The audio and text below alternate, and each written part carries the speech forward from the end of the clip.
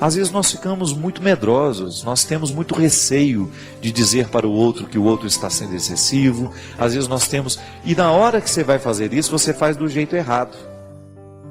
A palavra certa, quando é dita no momento certo, e o outro acatando também, porque você também não tem a obrigação de ficar falando a vida inteira aquilo que você já disse uma vez, e a obrigação é ele acatar, porque a vida é dele. A partir do momento que você identifica que no seu território você quer estabelecer esse limite, é direito seu, e o outro tem que acatar sim. E a partir do momento que a gente lida com um pouco mais de verdade, a gente dá a oportunidade ao crescimento do relacionamento. Às vezes a gente sofre demais, porque a gente não sabe ser honestos. E é difícil mesmo. Eu sei que não é fácil você estabelecer os limites do território, não é? Às vezes o outro invade demais. É engraçado, né? A gente que é público, o tempo todo a pessoa tenta invadir meu território, a pessoa dá palpite no meu óculos, gente. Faz com carinho? Pode ser. Eu vou usar o óculos que eu quero. Eu vou usar a roupa que eu quero, não é verdade? Você já ouviu isso? Às vezes a pessoa se sente no direito de passar um e-mail longo para você, dizendo que você não deve usar aquilo. Me desculpe. O outro dá palpite demais na sua vida, você sofre isso. Eu sei que você sofre. Eu não estou falando de uma coisa que é privilégio meu, não. As pessoas têm que entenderem que até na comunicação escrita, no e-mail ou na palavra, na carta, tem limite. Que o outro só pode ultrapassar se você deu a ela esse direito. Existem intimidades que isso é questão de educação, que nós precisamos retomar. As pessoas estão muito deselegantes, como diz Ana Anhenberg. Que deselegância, é verdade. Nós somos deselegantes demais quando nós damos palpite naquilo que a gente não foi chamado. Os relacionamentos, muitas vezes, dentro da nossa casa, entre os amigos, são assim. As pessoas estão invasivas demais. Nós estamos numa época em que a comunicação é fácil. No Twitter você entra, você fala o que você quiser, você dá palpite no que você quiser, você fala com aquela pessoa. Agora, cuidado, porque as regras da elegância, do bom senso e da intimidade valem para toda e qualquer forma de comunicação. É interessante que a gente tenha o cuidado de saber o que eu vou dizer para aquela pessoa. Eu tenho direito? Ela me deu liberdade para isso? Será que eu estou sendo coerente com o tanto de intimidade que eu tenho com ela? Será que eu estou agindo a partir do meu lugar? Será que eu tenho compreensão do lugar que eu ocupo na vida dessa pessoa para eu dizer o que eu vou dizer? Você sabe? E às vezes o contrário também acontece. Às vezes você tem toda a intimidade com aquela pessoa, você é irmão dela, você é amigo íntimo e você não tem coragem de ultrapassar o território que é direito seu ultrapassar porque você tem intimidade. Então, ultimamente, os nossos relacionamentos estão tão pouco qualificados porque nós erramos dos dois lados. Ou a gente erra porque a gente ultrapassa e fala o que não é direito a gente dizer, porque o outro não me pediu opinião e nem tampouco me deu liberdade, não tem amizade comigo, não tem intimidade comigo para me permitir dizer o que diz, ou porque eu tenho a intimidade com ele, mas não me exerço no papel que eu deveria exercer. Eu não sou com ele honesto o suficiente para apontar nele aquilo que a nossa amizade nos dá direito a apontar. Sabe, minha gente, eu fico pensando que cada vez mais nós precisamos ter cuidado. Os nossos relacionamentos precisam ter qualidade. E eu quero ter relacionamentos de qualidade.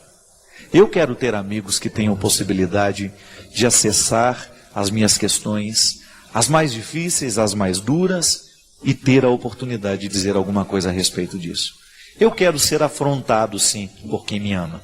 Eu quero, sim, ter a oportunidade de ser desafiado por quem me conhece, por quem tem intimidade comigo. Você também tem o direito de ter isso. Porque quando nós temos um amigo de verdade, para participar da nossa vida, para interferir do jeito certo, meu amigo, a vida ganha outra qualidade. E a experiência da amizade, do comprometimento, é absolutamente saudável para todos nós que queremos ser melhores, que queremos avançar. Eu desejo isso, né? Que nesse tempo de tanta comunicação, de tanta fala, de tanta gente que diz, a gente possa encontrar alguém que nos diz aquilo que a gente realmente precisa ouvir. Tenho medo de, no meio de tantas palavras, a gente falar e não comunicar com ninguém. Outro dia, só para encerrar, conheci filha de um grande escritor e eu comentei com ela, ela me escreve de vez em quando um e-mail, sempre muito polida, sempre tratando de assuntos que são pertinentes. E uma vez eu comentei com ela, você escreve pouco, escreve muito bem, mas muito pouco. Ela falou assim, padre, eu tenho um profundo respeito pela palavra. Eu não uso para banalizá-la. Eu acho que isso tem nos faltado, minha gente. O uso da palavra do jeito certo. Eu desejo do fundo do meu coração que a palavra certa, no meio de tantas falas, de tanta gente que fala tanto, você tenha a oportunidade de ouvir uma palavra que possa lhe fazer bem e ao mesmo tempo oferecer a alguém uma palavra que possa mudar, que possa fazer.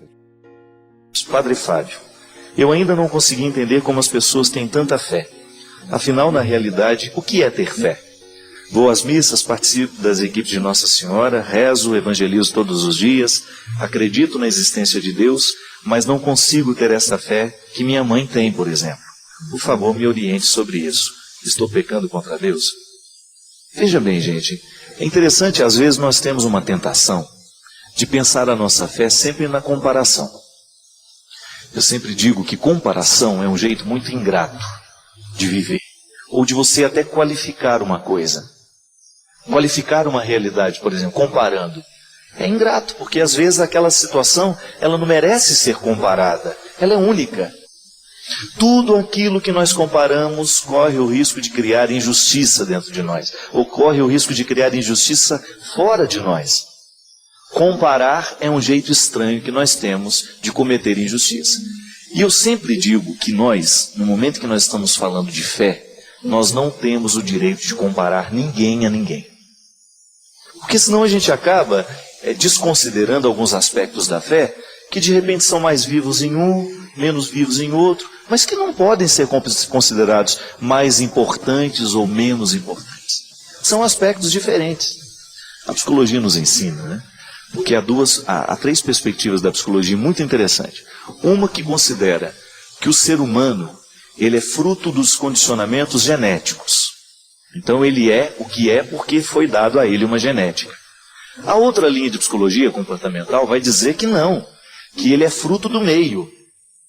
Até tinha aquela célebre frase, né? Me dê uma criança e eu faço dela um intelectual ou um marginal. Então é aquela outra corrente que acredita que o ser humano é fruto do meio. E eu acho interessante que há uma terceira linha que diz assim: ele não é melhor nem pior, porque é geneticamente programado, né? Porque tem uma carga genética. Ele não é melhor nem pior, porque ele foi criado neste meio ou não foi naquele. Ele é diferente. Então ele não está determinado nem pela genética, nem pelo meio. Ele tem uma diferença. E a partir dessa diferença a pessoa é. A pessoa é o que ela é. Aí, gente, tem toda uma influência daquilo que eu recebi geneticamente, daquilo que eu recebi culturalmente. A fé nasce disso, minha gente. Eu acredito de acordo com o meio que me forneceu os instrumentais da minha fé. O que é fé? Fé é você ter a possibilidade de crer naquilo que você não vê. Porque se você vê, deixou de ser fé. Por isso que eu às vezes, eu questiono muito alguns modelos de religião, onde tudo é muito explicado, tudo é muito claro, tudo é muito limpo, tudo é muito justificado. Não. A fé, ela nasce justamente daquilo que a gente não consegue ver.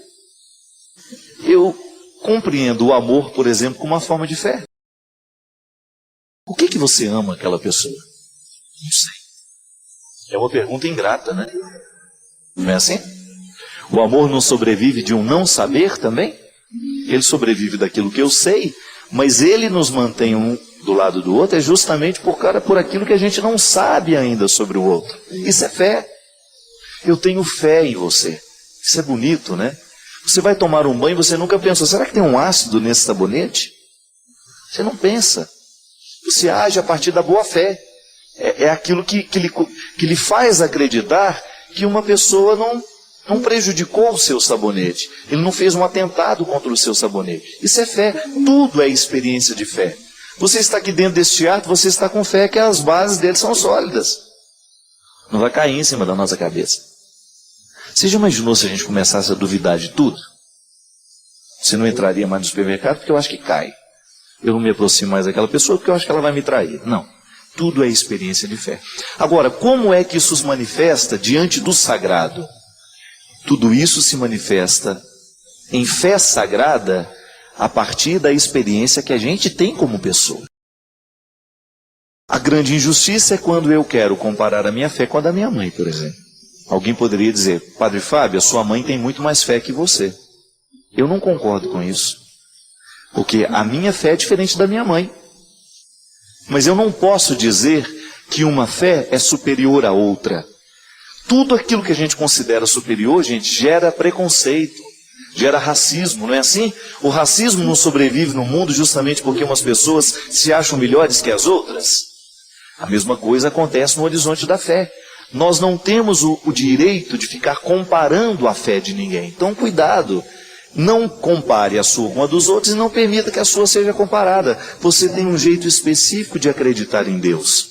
Você tem um jeito específico de viver a sua experiência do sagrado. Pronto, ponto final. A experiência é sua. O jeito de ver, de interpretar, de sentir este Deus é seu. Ele não pode ser comparado, porque senão você começa a viver aquela coisa, eu sou melhor ou eu sou pior. E na verdade nós não precisamos nem de gente que se sinta melhor, nem de gente que se sinta pior. Aliás, eu acho que os problemas do mundo seriam resolvidos no dia em que a gente colocasse essas questões diante dos nossos olhos. Você não é pior nem é melhor, só é diferente. A tolerância religiosa nasce disso. Eu não posso me sentir melhor do que você. Tanto é que há um teólogo que eu gosto muito, ele sempre diz assim, toda religião tem o direito de viver o seu Antigo Testamento. Você que já vive, por exemplo, você que é cristão, que já está dentro do Novo Testamento, você corre o risco de olhar para o Antigo e falar assim, nossa senhora, nós somos muito melhores do que eles. Só que tem gente que ainda está no Antigo Testamento. E nós não temos o direito de olhar para o contexto deles e dizer que nós somos melhores, não. Da mesma forma como eu não tenho o direito de olhar para uma pessoa, de repente, que não tem estudado teologia nenhuma, e dizer que ela não tem fé, porque eu sei um pouco mais do que ela, não. A fé não pode ser comparada. Fé é uma experiência particular, única. Mesmo que essa fé seja universal, ela vai se manifestar de maneira muito particular nas pessoas. Então a gente é muito injusto cada vez que a gente compara. Isso é até bom, porque cria uma humildade dentro de nós, né? Eu não sou melhor que ninguém, ninguém é melhor do que eu, nós somos apenas diferentes.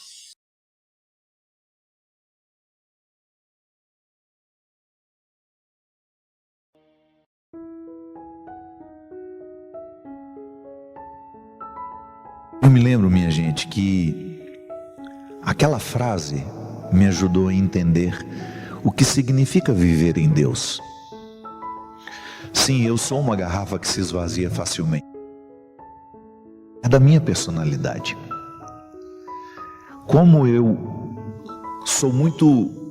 A minha missão me coloca muito para os outros. Muitas vezes eu não tenho tempo de me recompor. E às vezes eu me sinto dando aquilo que eu já não tenho mais. Em muitos momentos foi assim. Em muitos episódios da minha vida, o meu cansaço existencial era resultado de um desabastecimento. Acontece. Sabe quando você se sente vazio, parece que não tem o que oferecer? Pois é, só se você se aproximar da fonte. Quando você fica em Deus, mesmo que o pecado drene um pouco daquilo que é sagrado em você, você nunca deixa de repor. Porque você sabe que a única forma de enfrentar a sua fraqueza é estando ligado em Deus. Aí a gente lembra da parábola que Jesus contou sobre a videira e os ramos. Eu sou um ramo da videira. As minhas raízes são nele, estão nele. E o Léo, naquele momento, ele me ajudou, ele me deu um substrato, digamos assim, que dura até hoje. Então a construção espiritual que ele me concedeu naquele momento, e reconstrução eu posso dizer, não terminou ainda. Então é muito bom a gente passar pela nossa história e lembrar quem nos colocou diante de Deus. Quem foram as pessoas que colaboraram para a edificação do nosso caráter cristão. E lembrar que hoje eu preciso ter vínculos assim. É interessante como no cristianismo não é possível viver na solidão. Você pode construir momentos de solidão, são importantíssimos para o nosso crescimento pessoal. De vez em quando volto para casa, a solidão é importantíssima na minha reconstrução. Mas depois eu preciso conviver. E eu preciso conviver com quem me agrega. Eu preciso reunir os meus. Nós nunca estivemos tão necessitados, minha gente, de descobrir quem são os nossos. Sabe? Se você quer viver de maneira saudável, espiritual, se você quer ter uma vida espiritual, você precisa se cercar de quem lhe ajuda a construir espiritualidade. Não tem como você querer a vida espiritual estando com pessoas que drenam o que você tem de espiritual. Não adianta você querer conciliar uma vida espiritual com os perfis de fofoca que você segue, que só vão trazer vida dos outros para você e de uma forma muito negativa. Nos Estados Unidos está havendo agora um movimento de deixar de seguir os influenciadores vazios. Os que nos influenciam o vazio, o que nos influenciam a futilidade. Está na hora de nós cristãos tomarmos esse posicionamento. Quem você segue nas redes sociais? A quem você dá importância? A quem você escuta? Cuidado. Cuidado, porque às vezes você está querendo construir uma vida espiritual, mas está recebendo influências de quem não tem vida espiritual e de quem não contribui com a sua espiritualidade. Você pode dizer, padre, isso é exagero. Não é. Eu sou aquilo que eu estou absorvendo também. Eu sou aquilo que eu estou vendo, aquilo que eu estou ouvindo, aquilo que eu estou metabolizando aqui. Por isso, um exercício de conversão. Vai lá na sua rede social, dá uma olhadinha em quem você segue. Deixar de seguir aquilo que não influencia positivamente você é, sem dúvida, um exercício de mudança e de conversão. E trazer, tá bom, eu quero a partir de hoje influências positivas na minha vida. Cerque-se de pessoas que ajudarão você a despertar a coragem, a esperança e aquilo que você tem de mais nobre e de... Que Deus nos abençoe neste propósito. Ele que é Pai, Filho e Espírito Santo. Amém.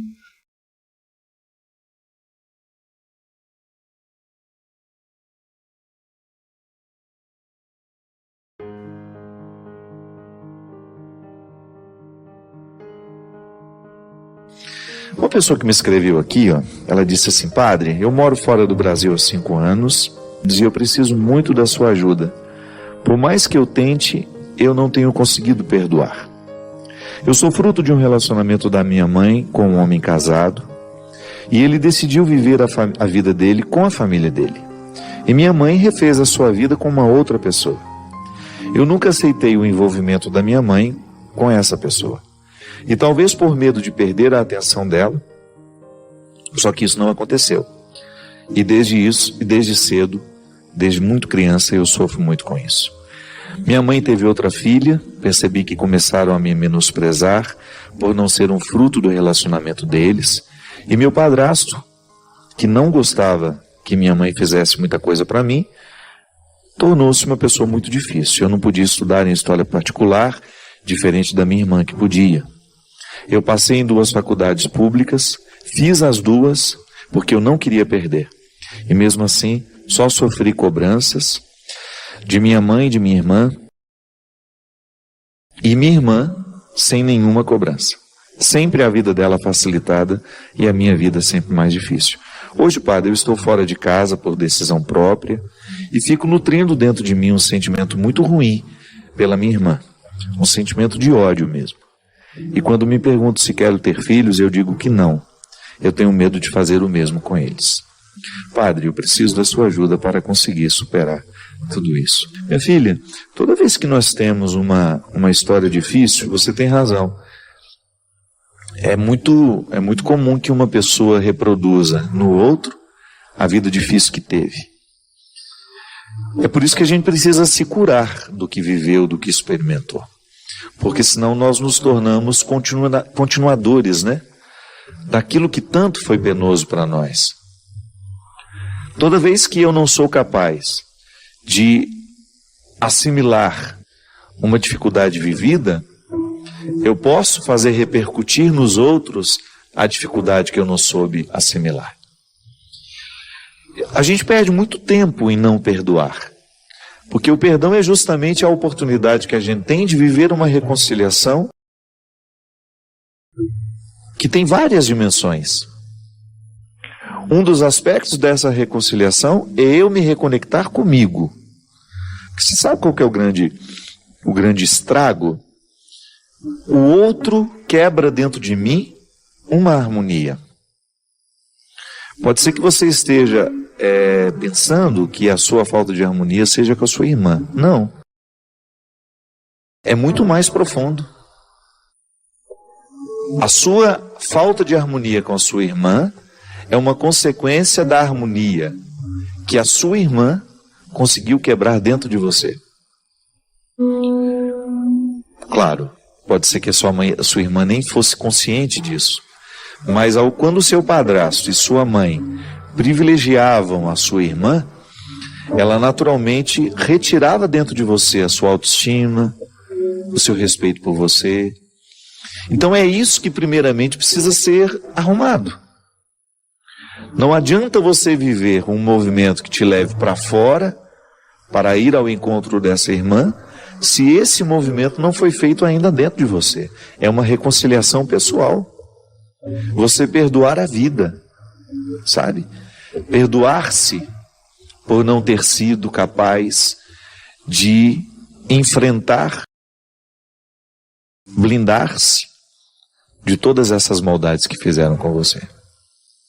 É reconciliar-se, sair da condição de vítima, né? Porque também ninguém ganha nada sentindo-se o coitadinho, o pobrezinho da história, o que foi maltratado, o que foi isso, o que foi aquilo. Nunca vi uma pessoa se tornar grandiosa, vencedora, alimentando o espírito de vítima. Esse primeiro movimento que você faz é de correção daquilo que você permitiu ser quebrado. Uma coisa é alguém entrar na minha casa e jogar uma peça preciosa no chão. Outra coisa é alguém entrar na minha casa, me fazer segurar a peça preciosa e me mandar jogar no chão e eu obedecer. O primeiro estrago que geralmente fazem com a gente é esse. Nos fazem desprezar aquilo que nós temos de mais precioso. Isso é terrível.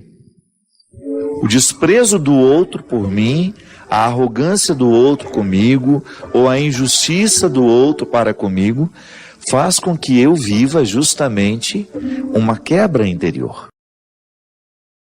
E depois, eu acabo achando que a minha dificuldade é com o outro.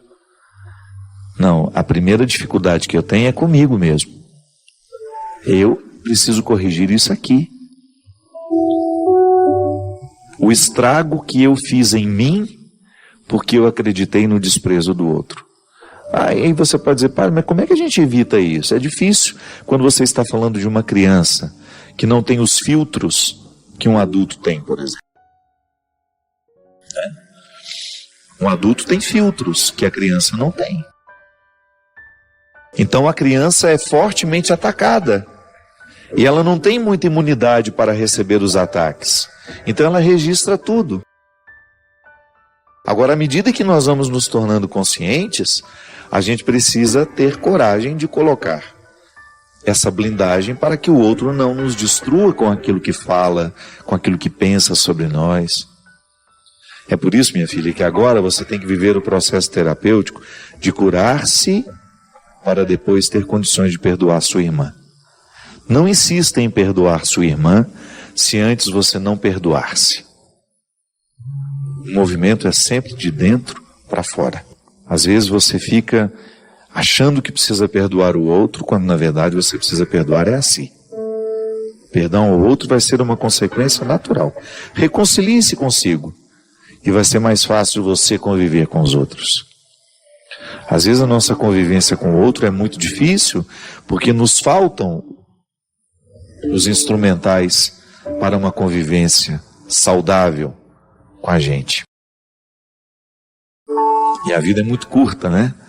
Para a gente desperdiçá-la, para a gente não aproveitá-la. Hoje, Deus nos dá a oportunidade de colocar as nossas escolhas um contexto favorável ao nosso crescimento. Escolha o que hoje lhe edifica. Em vez de escolher remoer o ódio, escolha livrar-se dele. Em vez de ficar aí remoendo as coisas ruins que lhe disseram, escolha ler uma coisa boa que vá substituir essas informações. Em vez de ficar vendo imagens que lhe trazem tristeza, decepção, que reacendem as decepções, veja uma coisa boa. Prenda os seus olhos em alguma coisa que seja bonito, como essa imagem que está aqui. A contemplação, né? Quando nós vamos a um lugar onde tem beleza, o que acontece com a gente? A beleza que está de fora, quando contemplada, ela passa para dentro de nós. É por isso que nos faz tão bem ir ver um bom filme, ficar diante de uma pintura, de uma escultura.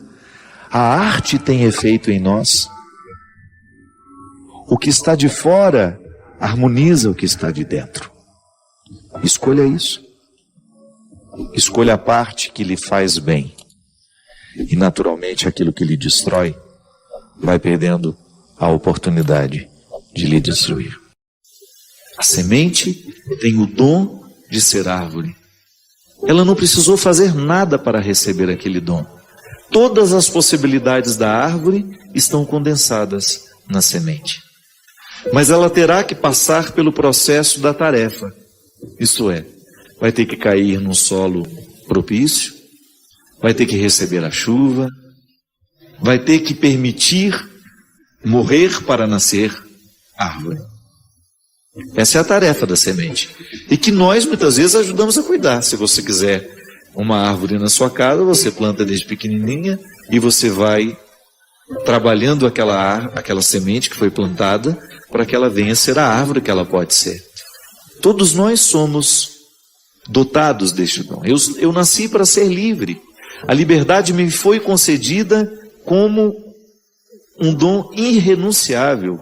É irrenunciável, não tenho como dizer eu não quero esse dom. Está em mim. Agora, eu terei de lutar no meu dia a dia para alcançar esse estado de livre. De homem livre. Você de homem livre, de mulher livre. Porque nós vamos ficando amarrados em muitas coisas. São muitas as situações humanas que vão prejudicando a nossa liberdade. A começar pela nossa educação. Porque quando nós nascemos, nós somos entregues a uma família. E as famílias não são perfeitas. Os nossos pais não estudaram psicologia para poder nos educar. Eles erraram muito conosco. A gente não reclama não, a gente só chega à conclusão para a gente poder dar passos numa maturidade que depois nos permita corrigir o erro com os nossos filhos. Quantos de nós trilhamos um caminho que não era o nosso, somente para agradar pai, somente para agradar mãe? Quantos de nós repetimos uma história triste, porque a gente ficou acorrentado nos defeitos dos nossos pais, e depois a gente reproduziu exatamente os mesmos erros deles? Então, a liberdade interior a gente começa a cultivar toda vez que nós temos a feliz oportunidade de passar pela vida de quem nos faz livres. E por aí a gente encontra muita gente com essa boa vontade de nos ver com amor, de nos ver com liberdade, de olhar para as nossas possibilidades, identificá-las e nos ajudar a fazer florescer. São os verdadeiros amores, né? Os verdadeiros amigos, os verdadeiros vínculos. O amor entre amigos é o último estágio do amor, na minha compreensão. Eu compreendo aquele evangelho que Jesus é colocado diante de umas questões que aqueles que estavam ao redor fizeram. Jesus, a mulher é casada com esse, depois que ele morre, ela casa com o irmão dele. Quando esse povo morrer todo, de quem que ela vai ser esposa? E Jesus disse que isso não é importante mais. Eu acredito que o último estágio do amor é a fraternidade. Pai e mãe experimentam isso com o passar do tempo, quando a mãe deixa de exercer o papel de mãe na vida do filho, quando ele não precisa mais daqueles cuidados que ele precisava antes, a relação vai modificando, vai virando amizade. Até o casamento é assim. Com o tempo isso vira uma amizade bonita. Todos aqueles calores da sexualidade já estão acomodados, né? Tomara que dure bastante no seu casamento, né? Mas você pode ter certeza que o que vai segurar a relação ao final é essa fraternidade que se estabelece. O amor um pelo outro, o respeito, a admiração. Então, toda vez que passa pela nossa vida um amor fraterno, verdadeiro, sem os interesses da sexualidade, toda vez que você é olhado de maneira fraterna por alguém, ele extrai o que você tem de melhor e você fica mais livre. Tão bom a gente ser olhado com esse olhar que liberta a liberdade interior que a gente tem. Pessoas que nos fazem livres, porque tem algumas que são especialistas em nos aprisionar, não é? Basta olhar para a gente. Tem tanta expectativa no olhar dela que a gente não suporta o peso do olhar. Há algumas pessoas que às vezes dizem: você não gosta de mim? Você escuta muito isso, né? Não é que a gente não gosta, não. É que o outro nos olha com tanto peso que a gente não tem muito prazer de ficar perto. A gente precisa se educar para que a gente seja um promotor de liberdade interior do outro e naturalmente a gente promova essa liberdade em nós também. Porque é muito triste ser amarrado nas suas necessidades, nas suas mazelas. Jesus era especialista em quebrar o poder das cadeias que impediam aquelas pessoas de serem elas. Quanto mais livre você for, maior será a sua capacidade de amar, maior será a sua capacidade de ser mãe, sem ser vítima dos seus interesses, de você olhar o seu filho como alguém totalmente diferente de você. Porque às vezes, porque não somos livres, nós queremos que os nossos filhos sejam exatamente aquilo que a gente gostaria que eles fossem. Isso não é amor não, isso é projeção. Minha gente, nós não podemos perder tempo em ficar amarrados. Nós não podemos perder tempo em ficar amarrados nos nossos erros, nas nossas mazelas, ou naquilo que a gente já conseguiu alcançar de nós. Porque às vezes a gente fica acomodado, né? Não tem qualidade de vida. Toda vez que eu fico limitado àquilo que eu já alcancei de mim, a minha vida vai perdendo a graça. O bom é eu sentir que eu estou cavando dia a dia, é que eu estou fertilizando dia a dia a semente do meu ser, para que eu venha florescer e trazer todas as minhas possibilidades.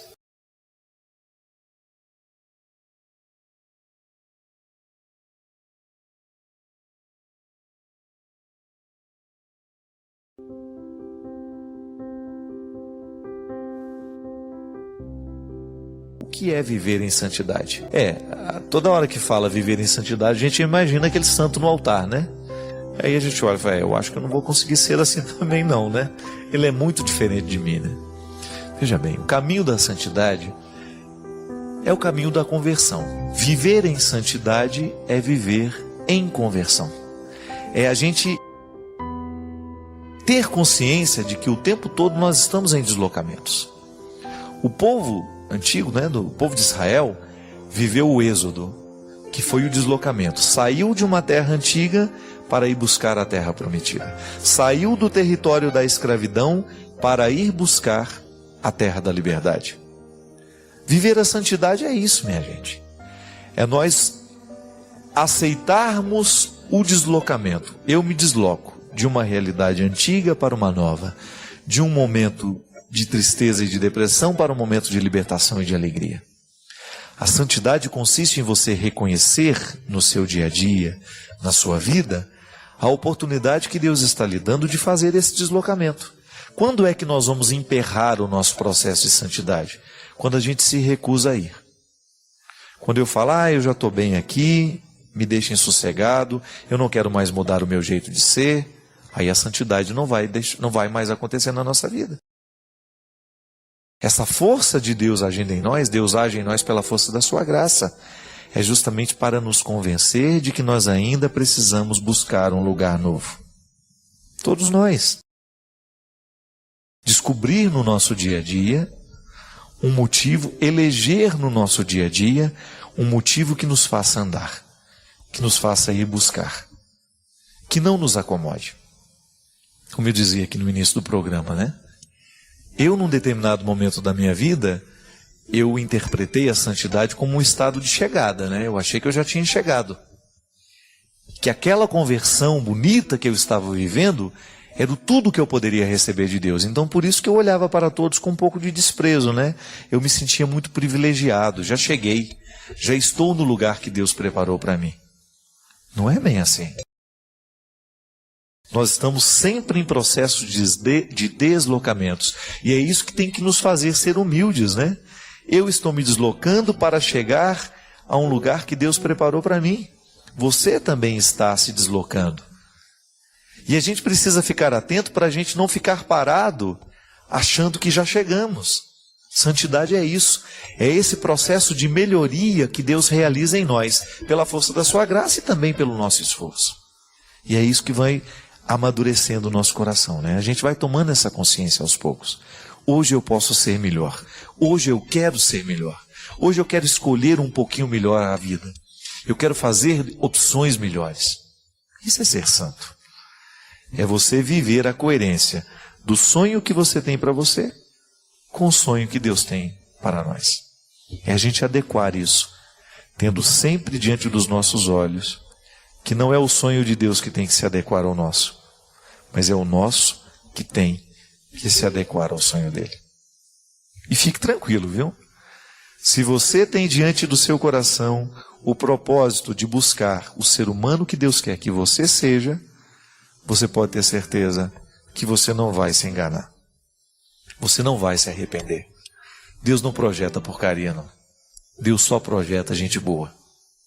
E eu tenho certeza de que toda a humanidade está mergulhada nesse projeto. Deus projetou todo mundo de maneira muito bonita. A gente não consegue ser isso, a gente para no meio do caminho, porque muitas vezes nós desanimamos da luta. E achamos que já está bom isso que a gente alcançou. Não. Esse ser humano que você foi hoje pode ser melhor. Que isso não lhe desanime, mas que isso lhe encha de esperanças. Acordar amanhã com o propósito de fazer acelerar essa santidade de Deus na sua vida. Eu tenho convicção, minha gente, que às vezes há dias em que a gente evolui anos e anos. Há dias em que a gente assume de maneira tão interessante, tão séria, esse processo de santidade, que Deus avança muito conosco. E quando você sente, nossa, é interessante isso, né? Eu mudei. Já não estou mais pensando de maneira tão mesquinha, já não estou tão ciumento, já estou mais livre. Você avançou. Quando você percebe que Deus quebrou algumas barreiras e você aceitou que Ele quebrasse. Você acolheu essa graça transformadora. Eu era antigo e agora sou novo. Deus teve uma chance naquilo que era antigo dentro de mim. Agiu, mexeu, e eu descobri que ainda dava tempo, e eu corri atrás, e eu fui fazendo os meus esforços, e eu fui dando passos na direção desta novidade. É o mesmo que aconteceu com os apóstolos, é o mesmo que aconteceu com todos os santos. Santidade é isso, é a gente deslocar daquilo que é antigo para chegar àquilo que é novo. É a gente aceitar o sonho de Deus e tomá-lo nas nossas mãos e olhar sempre para Ele e dizer: é lá que eu preciso chegar. É nessa terra prometida que os meus pés precisam ficar. Não desanime, não. Olhe para tudo aquilo que hoje pode ser transformado e aceite essa transformação. Peça a Deus a graça de que o seu coração seja vivo, de que ele seja transformado, de que ele seja restaurado nas pequenas coisas, para você ter essa sensação boa que faz a gente dormir feliz. Hoje, Deus teve a oportunidade na minha vida. É o que nós desejamos. Que Ele sempre tenha uma oportunidade na sua vida, na sua casa, na sua história. Padre Fábio, como deixar de criar expectativas a respeito de pessoas e assim deixar de sofrer quando não acontece o que imaginávamos ou queríamos? Janderson, é um problema muito sério toda vez que nós criamos expectativa a respeito de alguém, né? Porque o outro não tem a obrigação de corresponder às expectativas que nós temos dele. Eu gosto muito do filósofo Sêneca.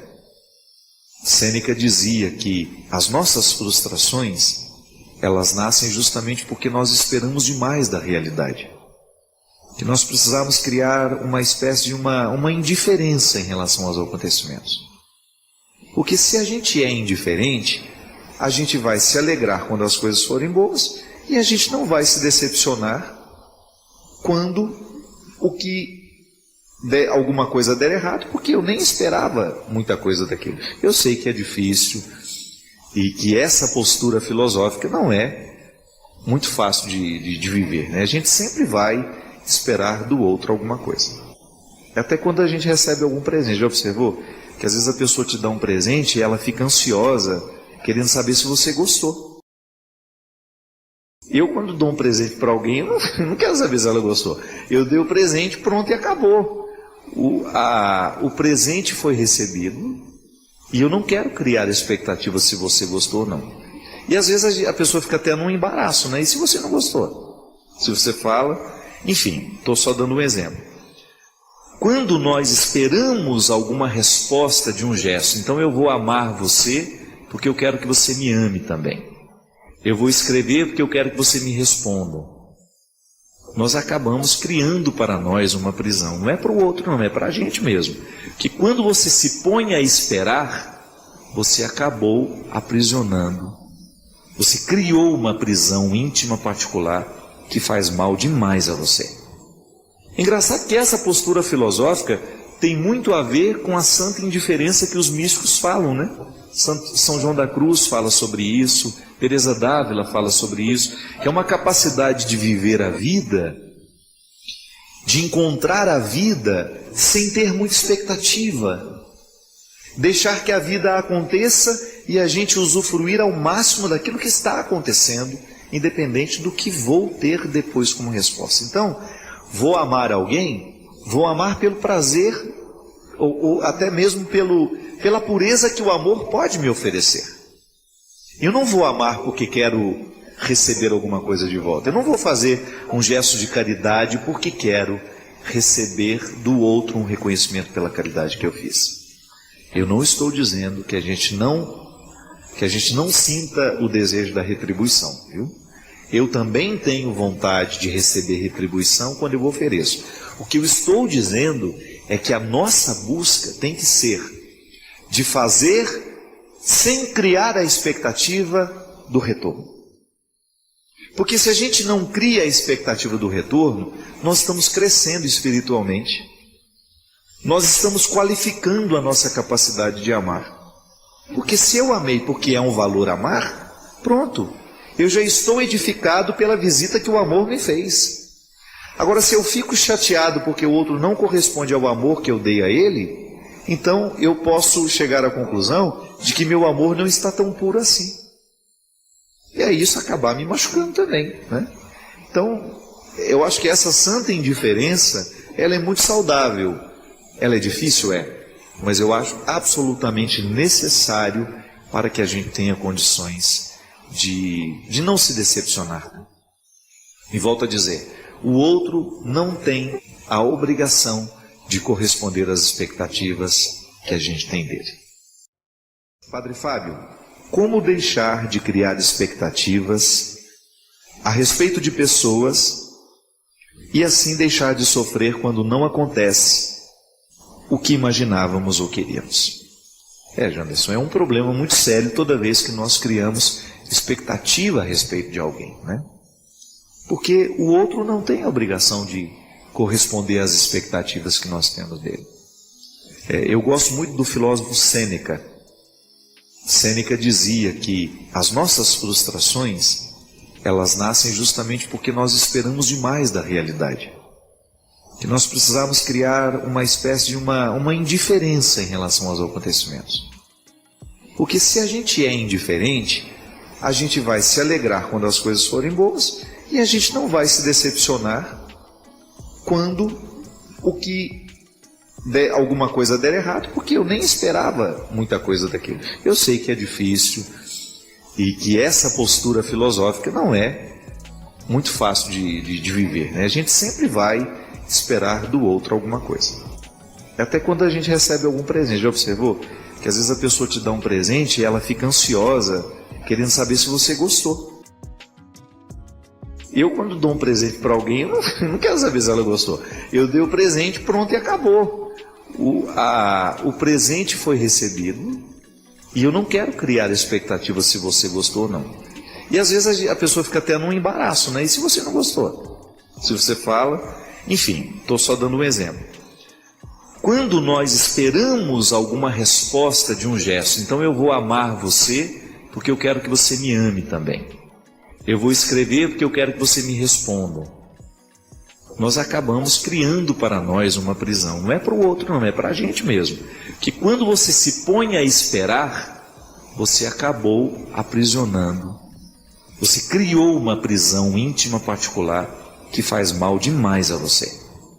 Engraçado que essa postura filosófica tem muito a ver com a santa indiferença que os místicos falam, né?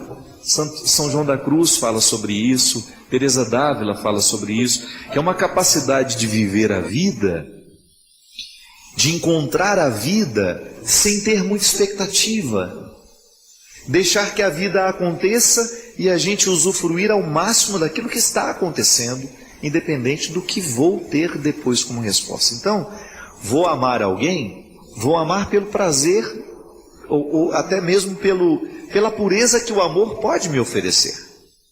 Eu não vou amar porque quero receber alguma coisa de volta. Eu não vou fazer um gesto de caridade porque quero receber do outro um reconhecimento pela caridade que eu fiz. Eu não estou dizendo que a gente não sinta o desejo da retribuição, viu? Eu também tenho vontade de receber retribuição quando eu ofereço. O que eu estou dizendo é que a nossa busca tem que ser de fazer sem criar a expectativa do retorno.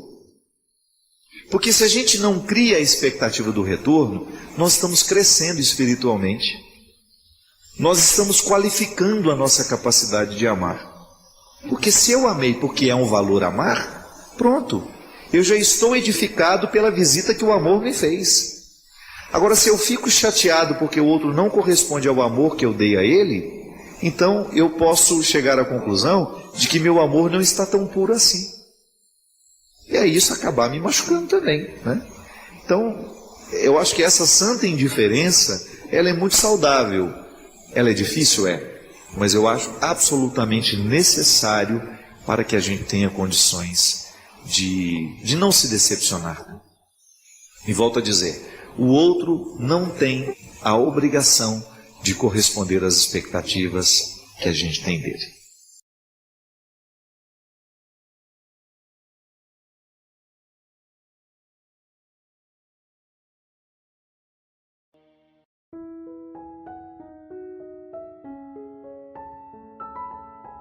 Nos últimos dias eu estou preferindo ficar sozinha do que com as pessoas. Isso é normal?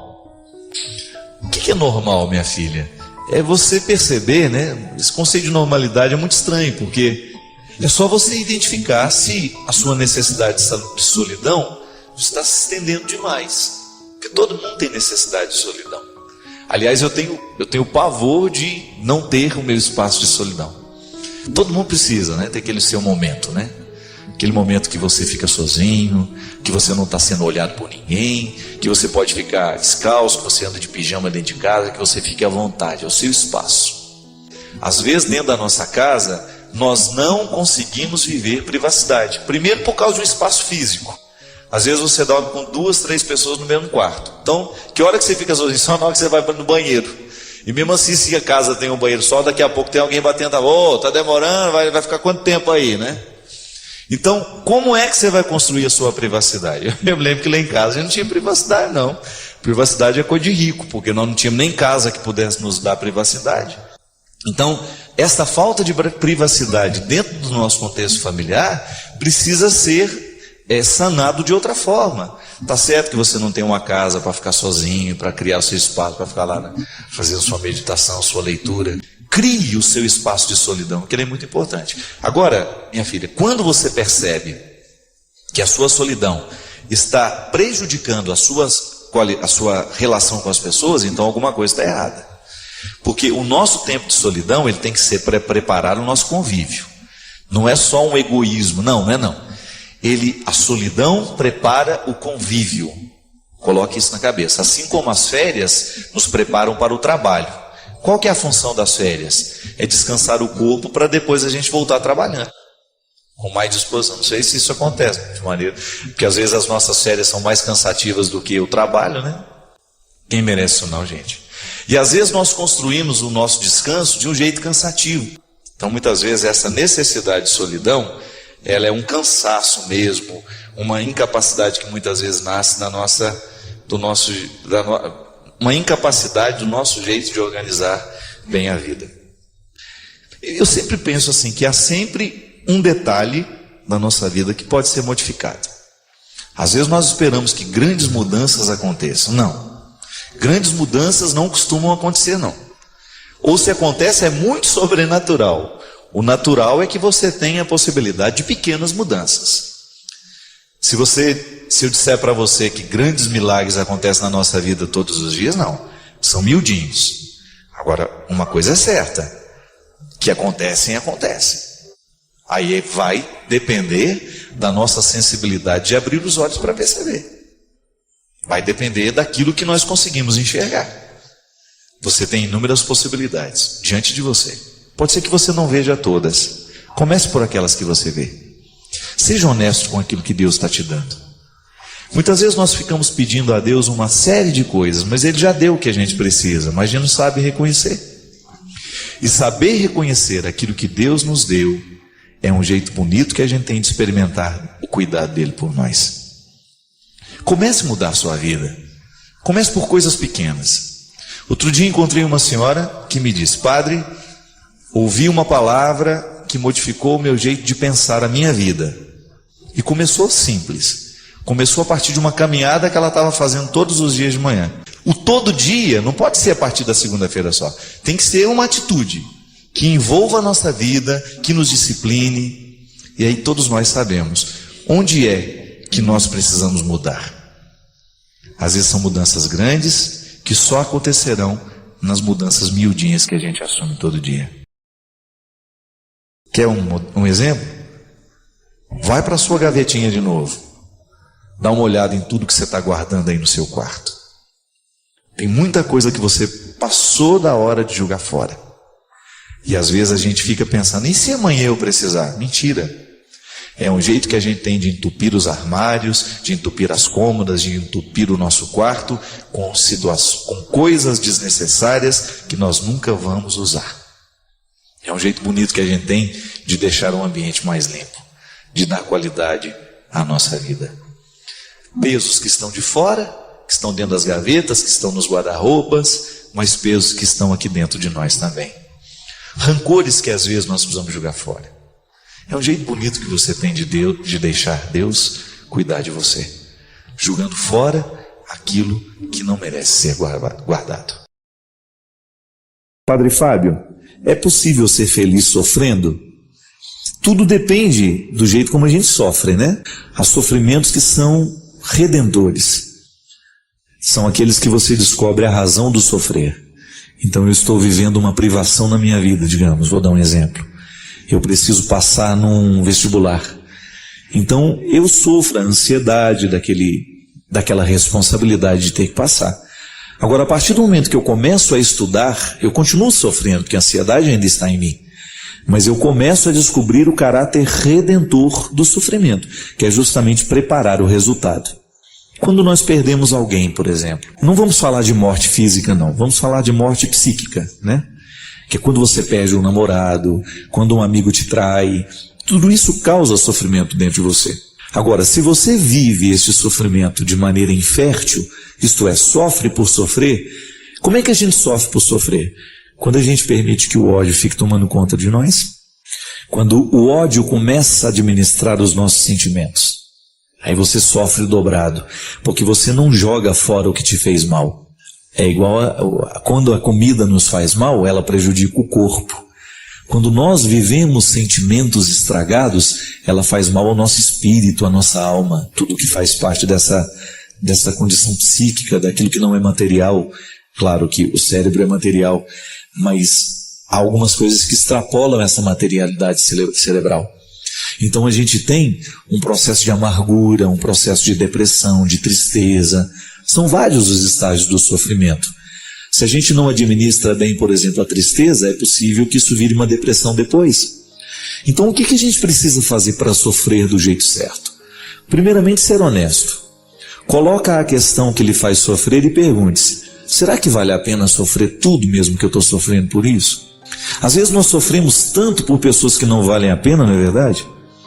Às vezes nós empacamos tanto tempo da nossa vida com sofrimentos, com pessoas que não tinham a menor consideração por nós, ou às vezes pessoas até passageiras, né? E às vezes nós ficamos sofrendo demoradamente por causa disso. Não. A gente precisa administrar isso. E o único jeito que a gente tem de administrar o sofrimento é racionalizando. O que provoca o sofrimento dentro de nós é o jeito como nós pensamos o sofrimento. Uma ideia vai me fazer mal à medida em que eu alimento essa ideia dentro de mim. Agora, se eu reconstruo, se eu substituo a ideia que me faz mal por uma ideia que me faz bem, então eu começo a superar a dor, eu começo a superar o sofrimento. Então a gente pode sim buscar esta realização, a gente pode ser feliz mesmo no momento do sofrimento. Basta que você olhe o sofrimento de um jeito novo, de um jeito diferente, e não fique se amargurando tanto, estendendo demais no tempo a experiência que poderia ser muito bem curta. Às vezes nós encontramos pessoas que não fazem a amizade com a vida. A gente tem que fazer esse pacto com a vida todos os dias, minha gente. Todo mundo sofre. Não adianta você pensar que é um privilégio seu você sofrer. Não é. Nós sofremos o tempo todo por questões que são nossas. Agora, você já imaginou se nós vamos parar a nossa vida porque a gente está sofrendo? Então o mundo não vai caminhar mais. E o mais interessante é que quando nós administramos bem o sofrimento, nós crescemos como pessoas. Nós ficamos mais interessantes. Nós ficamos melhores. A gente tem mais história para contar. A gente tem mais conteúdo, digamos assim. O conteúdo da vida está diretamente associado ao que nós sabemos fazer com acontecimentos. É isso que mais cedo ou mais tarde a gente vai poder relembrar, a gente vai poder contar, a gente vai poder dar testemunho, a gente vai poder dar exemplo e o melhor, até aconselhar aqueles que estão passando pela mesma situação e não sabem como agir. Precisamos o tempo todo administrar bem o que nos acontece, porque no momento que a gente administra bem a nossa vida, nós ajudamos até a administrar a vida do outro também. Mas não vai querer administrar a vida do outro se você não administra a sua, né? Tem que ter primeiro esta responsabilidade com aquilo que é seu. Sofra no tempo certo, sofra do jeito certo. Não permita que as mágoas, que as coisas ruins da vida demorem demais dentro de você, porque isso não vale a pena. O bom mesmo é a gente julgar fora o que precisa ser julgado para a gente só ficar com o que é bom. Padre Fábio, é possível ser feliz sofrendo? Tudo depende do jeito como a gente sofre, né? Há sofrimentos que são redentores. São aqueles que você descobre a razão do sofrer. Então eu estou vivendo uma privação na minha vida, digamos, vou dar um exemplo. Eu preciso passar num vestibular. Então eu sofro a ansiedade daquela responsabilidade de ter que passar. Agora, a partir do momento que eu começo a estudar, eu continuo sofrendo, porque a ansiedade ainda está em mim. Mas eu começo a descobrir o caráter redentor do sofrimento, que é justamente preparar o resultado. Quando nós perdemos alguém, por exemplo, não vamos falar de morte física, não. Vamos falar de morte psíquica, né? Que é quando você perde um namorado, quando um amigo te trai. Tudo isso causa sofrimento dentro de você. Agora, se você vive esse sofrimento de maneira infértil, isto é, sofre por sofrer, como é que a gente sofre por sofrer? Quando a gente permite que o ódio fique tomando conta de nós, quando o ódio começa a administrar os nossos sentimentos, aí você sofre dobrado, porque você não joga fora o que te fez mal. É igual quando a comida nos faz mal, ela prejudica o corpo. Quando nós vivemos sentimentos estragados, ela faz mal ao nosso espírito, à nossa alma, tudo que faz parte dessa condição psíquica, daquilo que não é material. Claro que o cérebro é material, mas há algumas coisas que extrapolam essa materialidade cerebral. Então a gente tem um processo de amargura, um processo de depressão, de tristeza. São vários os estágios do sofrimento. Se a gente não administra bem, por exemplo, a tristeza, é possível que isso vire uma depressão depois. Então o que a gente precisa fazer para sofrer do jeito certo? Primeiramente, ser honesto. Coloca a questão que lhe faz sofrer e pergunte-se: será que vale a pena sofrer tudo mesmo que eu estou sofrendo por isso? Às vezes nós sofremos tanto por pessoas que não valem a pena, não é verdade? Às vezes nós empacamos tanto tempo da nossa vida com sofrimentos, com pessoas que não tinham a menor consideração por nós, ou às vezes pessoas até passageiras, né? E às vezes nós ficamos sofrendo demoradamente por causa disso. Não. Ele precisa administrar isso. E o único jeito que a gente tem de administrar o sofrimento é racionalizando. O que provoca o sofrimento dentro de nós é o jeito como nós pensamos o sofrimento. Uma ideia vai me fazer mal à medida em que eu alimento essa ideia dentro de mim. Agora, se eu reconstruo, se eu substituo a ideia que me faz mal por uma ideia que me faz bem, então eu começo a superar a dor, eu começo a superar o sofrimento. Então a gente pode sim buscar esta realização, a gente pode ser feliz mesmo no momento do sofrimento. Basta que você olhe o sofrimento de um jeito novo, de um jeito diferente, e não fique se amargurando tanto, estendendo demais no tempo a experiência que poderia ser muito bem curta. Às vezes nós encontramos pessoas que não fazem a amizade com a vida. A gente tem que fazer esse pacto com a vida todos os dias, minha gente. Todo mundo sofre. Não adianta você pensar que é um privilégio seu você sofrer. Não é. Nós sofremos o tempo todo por questões que são nossas. Agora, você já imaginou se nós vamos parar a nossa vida porque a gente está sofrendo? Então o mundo não vai caminhar mais. E o mais interessante é que quando nós administramos bem o sofrimento, nós crescemos como pessoas. Nós ficamos mais interessantes. Nós ficamos melhores. A gente tem mais história para contar. A gente tem mais conteúdo, digamos assim. O conteúdo da vida está diretamente associado ao que nós sabemos fazer com acontecimentos. É isso que mais cedo ou mais tarde a gente vai poder relembrar, a gente vai poder contar, a gente vai poder dar testemunho, a gente vai poder dar exemplo e o melhor, até aconselhar aqueles que estão passando pela mesma situação e não sabem como agir. Precisamos o tempo todo administrar bem o que nos acontece, porque no momento que a gente administra bem a nossa vida, nós ajudamos até a ajudar a administrar a vida do outro também. Mas não vai querer administrar a vida do outro se você não administra a sua, né? Tem que ter primeiro esta responsabilidade com aquilo que é seu. Sofra no tempo certo, sofra do jeito certo. Não permita que as mágoas, que as coisas ruins da vida demorem demais dentro de você, porque isso não vale a pena. O bom mesmo é a gente julgar fora o que precisa ser julgado para a gente só ficar com o que é bom.